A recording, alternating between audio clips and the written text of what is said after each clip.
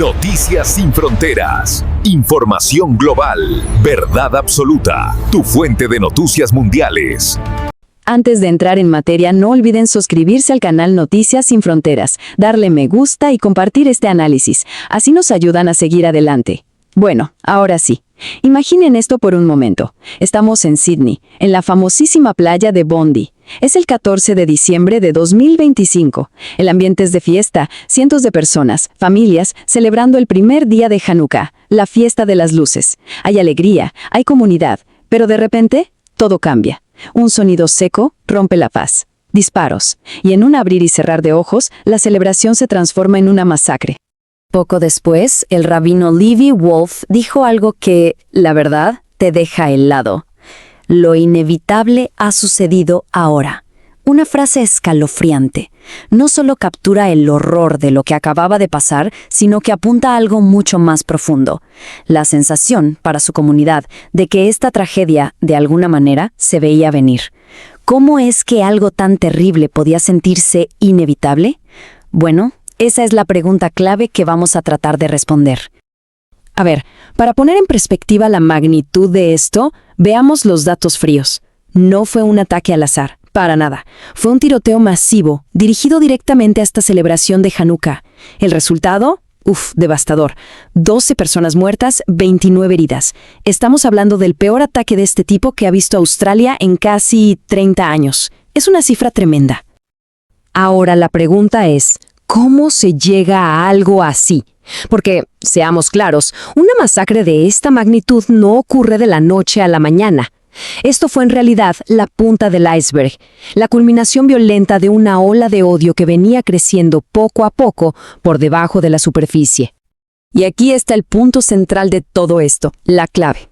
Las alarmas ya se habían encendido, y no una, sino muchas veces. Durante meses, años, los líderes de la comunidad judía en Australia le estuvieron diciendo a las autoridades, ojo, hay un peligro real, un peligro inminente. Advirtieron que las palabras de odio, la retórica, tarde o temprano se iban a convertir en balas. Y que no se piense que esto era solo un problema australiano. Para nada. Era, digamos, una especie de pandemia global de odio. Miren los números. En Australia, los incidentes antisemitas se triplicaron. En Estados Unidos, alcanzaron el nivel más alto desde que se tienen registros en 1979. Y en el Reino Unido se duplicaron. Los datos eran una sirena de alerta sonando en todo el mundo. Y estas cifras, que pueden sonar frías, tienen un rostro humano, un miedo real. Las palabras de Alex Rifchin lo resumen perfectamente. Es ese sentimiento, ese nudo en el estómago de saber que los insultos, los grafitis, no son el final del problema, sino apenas el comienzo de algo mucho, mucho peor. Y lamentablemente, esa premonición se cumplió de la forma más brutal. Pero bueno, incluso en medio de la oscuridad más absoluta, a veces aparece un rayo de luz. Y en esa playa, en medio del terror, vimos un acto de valentía que es simplemente extraordinario. Imaginen la escena. El pánico es total. La gente corre para salvar su vida. Y en medio de todo eso, una persona, un civil, toma una decisión que va en contra de todo instinto de supervivencia. Una decisión que al final salvó quién sabe cuántas vidas. Su nombre es Ahmed Al-Almed. Ahmed, que tiene 43 años y es dueño de una frutería, o sea, una persona como cualquiera de nosotros, hizo algo que parece de película. Vio al tirador y sin pensarlo 2 veces corrió hacia él. Se le acercó por la espalda, se le abalanzó, lo tiró al suelo y en medio de la lucha le quitó el rifle, le quitó el arma y con esa misma arma lo mantuvo a raya hasta que llegó la policía. Lo hirieron 2 veces en el proceso, pero su acto heroico fue sin duda un faro de esperanza en ese infierno. Claro, lo que pasó en esa playa no se quedó ahí. La onda expansiva de este ataque se sintió en todo el planeta. Inmediatamente se puso en marcha una investigación masiva y, por supuesto, las reacciones no se hicieron esperar. La investigación oficial empezó a arrojar resultados y confirmó lo que muchos ya temían. Primero, fue clasificado como un incidente terrorista. Punto. Se identificó a uno de los atacantes, un joven de 25 años. Y luego, algo que te pone la piel de gallina. Encontraron un artefacto explosivo casero en un coche relacionado con él. O sea que la tragedia pudo haber sido todavía peor. Y el detalle final, el que no deja lugar a dudas sobre el motivo. El ataque fue justo el primer día de Hanukkah. No fue una coincidencia. Y la reacción mundial fue inmediata. La condena fue total, unánime. Escuchamos declaraciones de líderes desde el Reino Unido, Francia, Nueva Zelanda, todos horrorizados. Pero más allá de los discursos políticos, lo más potente fue la solidaridad. Las comunidades judías de todo el mundo se unieron, como una sola, para abrazar a la comunidad de Australia en su dolor. Todo esto nos obliga a hacernos una pregunta muy profunda. ¿Cómo alguien llega a cometer un acto tan atroz? Hay un concepto clave para entender esto, y se llama deshumanización. Y no es algo que pasa de un día para otro. Es más bien como un veneno que se va inoculando poco a poco. Empieza con un insulto, con un grafiti con símbolos de odio, esas pequeñas cosas que vimos en las estadísticas. Cada uno de esos actos le va quitando humanidad a un grupo de personas a los ojos de otros, y cuando ya no los ves como humanos, la violencia se vuelve posible, incluso para algunos justificable. Y con esto volvemos al punto de partida, a esa frase terrible del rabino, lo inevitable. Porque las advertencias estaban ahí, los datos eran clarísimos, la tragedia, de alguna manera, estaba anunciada. Y la lección que nos deja es inquietante pero necesaria. El odio, si se le deja crecer, si no se le hace frente, siempre escala. Las consecuencias, ya lo vemos, son geopolíticas. Genera inestabilidad, debilita las democracias que no son capaces de proteger a todos sus ciudadanos. Y al final, nos queda una pregunta flotando en el aire, una que va mucho más allá de Bondi Beach.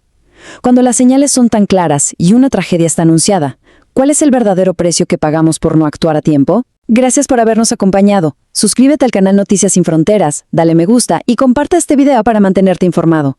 Imaginen la escena. Es el 14 de diciembre de 2025 en Bondi Beach, Sydney. Probablemente uno de los lugares más icónicos de Australia. Sol, arena, el sonido de las olas, pero ese día, en un parque justo detrás de la playa, la tranquilidad de esa imagen, se rompió por completo. Sí, lo que tenía que ser una celebración se convirtió, en una masacre.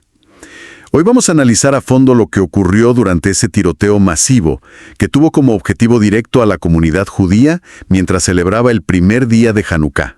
Y para hacerlo, hemos estado revisando un montón de material. Hay reportajes de The Guardian, BBC Mundo, The Times of Israel y varias notas que nos ayudan a armar todo el rompecabezas. Lo que queremos es ir más allá del titular impactante, para entender no solo qué pasó, sino por qué pasó. O sea, ¿qué contexto rodea un acto de violencia tan extremo? Exacto. La idea es desentrañar las capas. El alarmante aumento del antisemitismo que ya se venía registrando, las reacciones que provocó el ataque y las implicaciones que tiene un suceso como este. Y no solo para Australia, sino para el resto del mundo. De acuerdo, empecemos por el principio. Describamos cómo era el ambiente justo antes del ataque. Las fuentes hablan de un evento llamado Chanukah by the Sea. Era una fiesta comunitaria. Imagina a más de 1000 personas reunidas al aire libre. Familias con niños, amigos, celebrando la primera noche de Chanukah, la festividad de las luces. Un ambiente totalmente festivo, abierto, público. Y en medio de toda esa alegría, de repente el caos. 2 hombres armados abren fuego. Las cifras que dan las autoridades son terribles. Son devastadoras. Hablamos de al menos 11 civiles muertos y 29 heridos. A eso se suma uno de los atacantes, que murió en el lugar, lo que eleva el total de fallecidos a 12. El segundo atacante fue capturado, pero en estado crítico. 12 personas, en lo que se supone que era una fiesta familiar. Es que cuesta hasta procesarlo. Y esto para Australia es un golpe durísimo. Las fuentes lo recalcan mucho. Es el tiroteo masivo más letal que han tenido en casi 30 años. Desde la masacre de Port Arthur en 1996, que de hecho llevó a que Australia implementara unas de las leyes de control de armas más estrictas del mundo. Este ataque rompe, esa sensación de seguridad que se había construido durante décadas.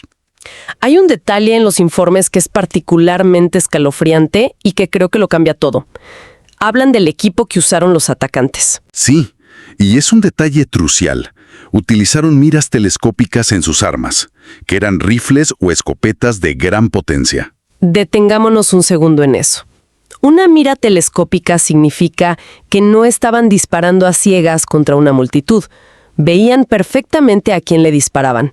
Veían las caras. Veían a los niños jugando, a las familias encendiendo las velas. La premeditación y la crueldad que implica ese detalle son, bueno, de otro nivel. Totalmente. Convierte a las víctimas en objetivos personales, no en daños colaterales. Y el lugar del evento facilitó esta atrocidad. Era una zona verde muy abierta justo detrás de la playa. Una periodista de la BBC que estaba allí comentó que la seguridad parecía mínima, casi inexistente. Era un blanco increíblemente fácil. Entiendo que las autoridades lo calificaron como un acto de terrorismo casi de inmediato. A veces esa designación tarda días mientras investigan los motivos. ¿Qué fue tan evidente en este caso para que estuvieran tan seguras desde el principio?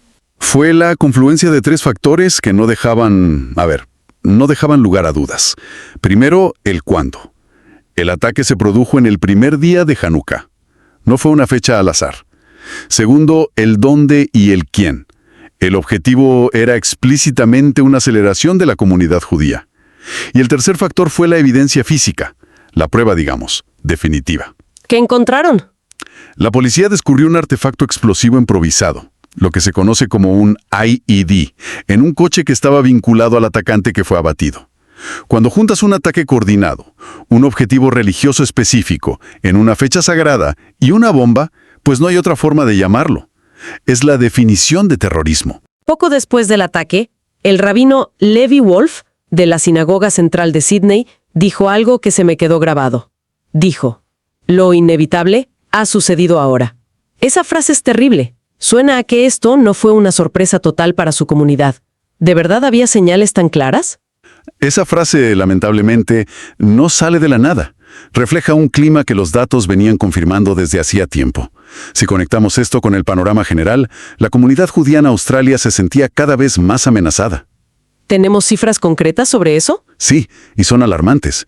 El Consejo Ejecutivo de la Comunidad Judía Australiana, el EKJ, publicó un informe justo antes del ataque. En los 12 meses previos a septiembre, habían registrado 1.654 incidentes antisemitas.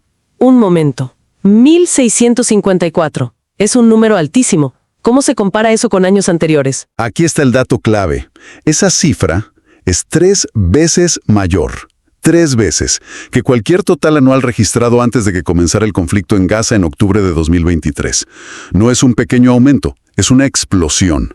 El propio informe del EJA advertía que el racismo antijudío había dejado de ser un fenómeno marginal para instalarse en la corriente principal. O sea que la frase del rabino no era una hipérbole. Realmente sentían que la violencia estaba escalando de una forma muy peligrosa. Exacto. Las fuentes citan a líderes comunitarios que describían una progresión muy clara y, preocupante. Empezó con insultos verbales y provocaciones en lugares públicos como la famosa Ópera de Sydney. De ahí se pasó al vandalismo, con sinagogas incendiadas. Sentían que el siguiente paso lógico y el que más temían era una masacre.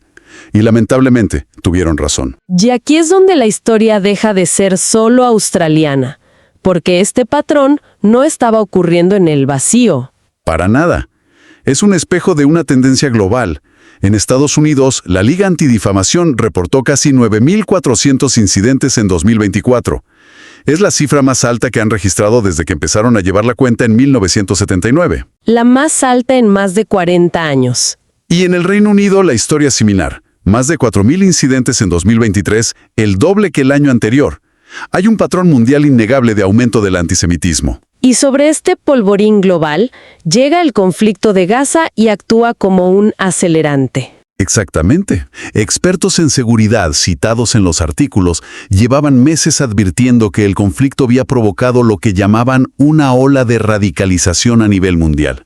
Grupos como Al-Qaeda y el Estado Islámico, o ISE, han estado usando la guerra en su propaganda de forma muy efectiva para inspirar ataques. ¿Y cómo funciona eso exactamente? Pues emiten llamados a las armas muy directos, instando a musulmanes que viven en países occidentales a que ataquen a las comunidades judías en sus propios países.